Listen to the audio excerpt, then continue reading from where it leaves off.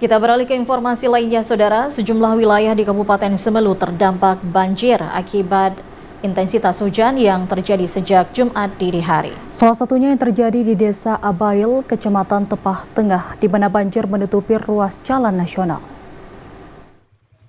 Adanya intensitas hujan tinggi yang terjadi sejak Jumat dini hari membuat sejumlah wilayah di Kabupaten Semelu terendam banjir dengan rata-rata ketinggian mencapai 50 cm.